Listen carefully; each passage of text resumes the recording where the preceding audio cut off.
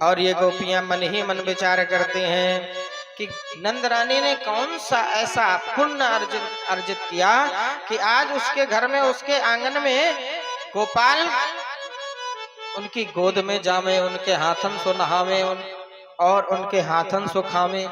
ऐसा कौन सा पुण्य किया?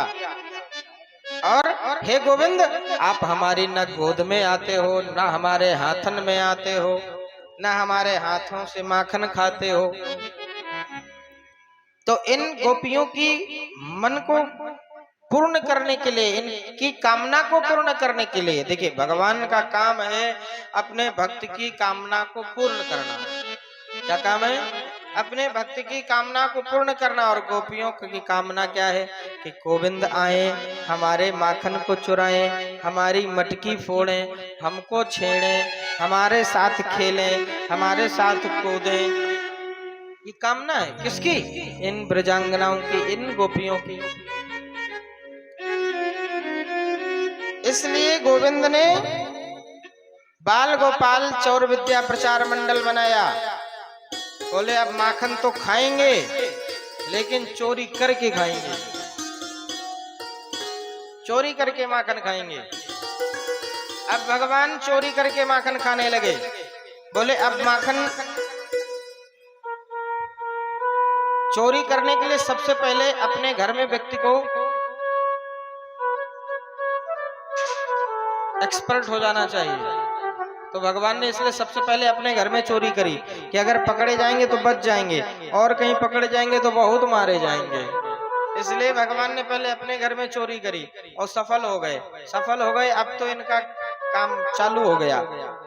अब तो मार्ग में जाती हुई गोपियों की ये मटकी फोड़ देते हैं, जो बछड़े बंधे हुए हैं उन बछड़ों को खोल देते हैं। और जब बछड़ों को खोल देते हैं तो बछड़े जाकर सभी गैयाओं के दुग्ध को पान कर लेते हैं। शाम को जब गोपियां दुग्ध का दोहन करने जाती तो उन्हें दूध नहीं मिलता। ऐसी ऐसी विचित्र विचित्र लीलाएं प्रभु करते। मटकी में जमुना जी का जल भर कर की गोपियां लेकर के आती तो भगवान पीछे से वो निशाना लगाने वाली जो होती है उसे क्या कहते हैं?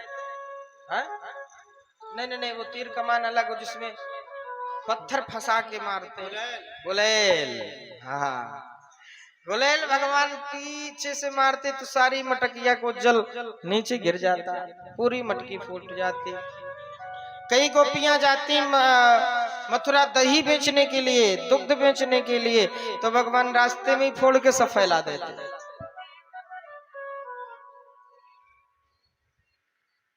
गोपियों के यहाँ भगवान माखन चोरी करने जाते और जब गोपियां तंग आ जाती भगवान से तो गोपियां क्या करती? उस मटकी को छीके पे लटका देती। तो भगवान पता है क्या करते?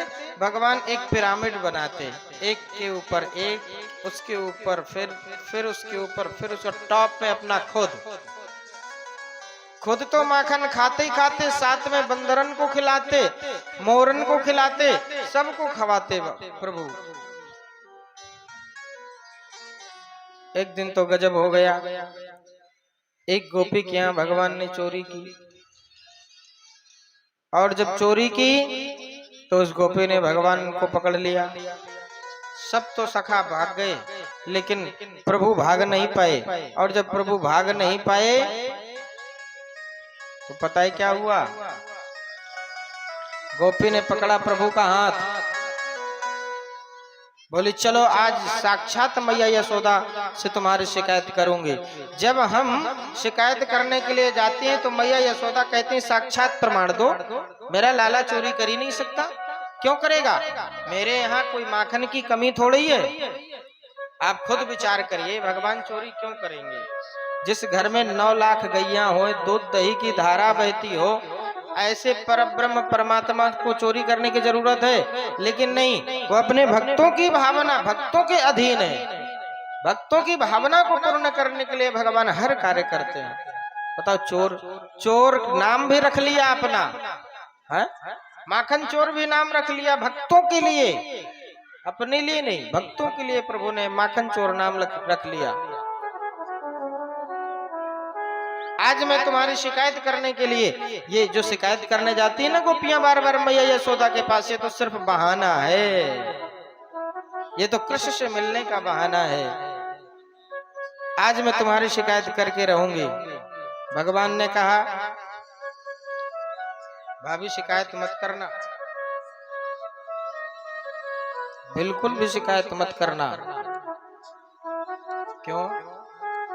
अरे मैं तुम्हारा देवर हूं, अगर आप मेरी शिकायत कर देंगी तो कैसे काम चलेगा? आप मेरी शिकायत मत करना। भगवान को पकड़ कर ले जाने लगे तो इस गोपी का जो पुत्र है वह मार्ग में मिला और कहने लगा कन्हैया को छोड़ दो, इसने चोरी नहीं की, इन सबको तो मैं लेकर के आया था चोरी करने के लिए, मैंने चोरी नहीं की, कृष्ण को मुक्त कर दो, मुक्त कर दो, मुक्त कर दो। और यदि तुमको मेरे ऊपर विश्वास नहीं है ना तो मैं आज से लगाकर 4 महीने तक तेरे घर का माखन नहीं खाऊंगा, लेकिन गोविंद को छोड़ दो।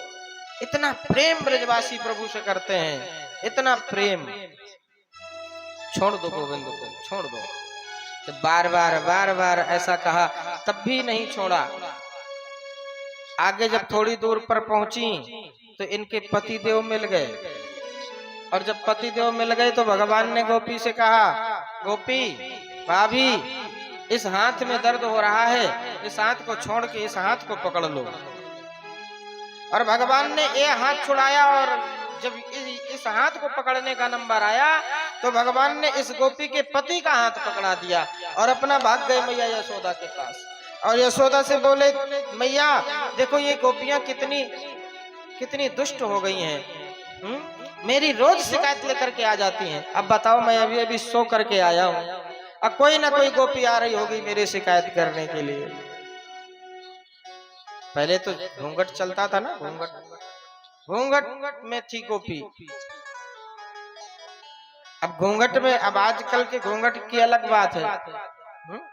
अब आजकल साड़ियां चलती नेट की, बिना घूंघट के दिखाई पड़े 1 किलोमीटर तो नेट की साड़ी में दिखाई पड़े 3 किलोमीटर, लेकिन तब ऐसा नहीं था। तब तो अगर घूंघट कर लो तो आगे का कुछ दिखता ही नहीं था, तो गोपी को कुछ दिखा ही नहीं। और अपने पति को ले जाकर बड़बड़ाती हुई मैया यशोदा नंदरानी के द्वार पर पहुंची और दरवाजा खटखटाना प्रारंभ किया। भगवान तो दौड़कर मैया यशोदा के पास आ ही गए थे। देखा मैया आ गई गोपी मेरी शिकायत लेकर के। द्वार जैसी मैया ने खोला, तुरंत वह गोपी ने कहा देख मैया यशोदा, तुमने कहा था ना कि साक्षात मेरे पुत्र को लेकर के आना, आज मैं साक्षात तुम्हारे पुत्र को लेकर के आई हूँ। देखो देखो ये लाला तुम्हारे हैं जो हमारे घर चोरी करने आते हैं। अब जैसे ही पीछे से आगे किया तो वो तो नहीं निकले कन्हैया, वो तो निकले सखी के सैया। बोले भक्तवत्सल भगवान की। अब कन्हैया खड़े खड़े मुस्कुरा रहे हैं, गोपी बड़ी शर्माई और दौड़ के भाग करके वापस गई। सभी गोपियां भगवान की शिकायत करने आती हैं। अरे मैया कन्हैया की,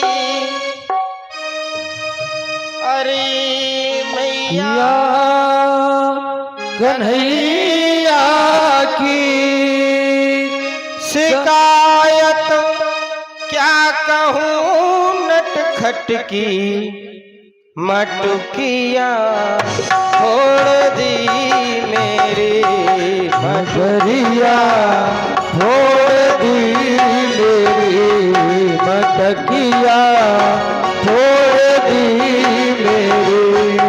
अरे मैया कन्हैया की, अरे मैया कन्हैया की शरारत क्या कहूँ नटखट की, मटकिया छोड़ दी मेरी मटरिया।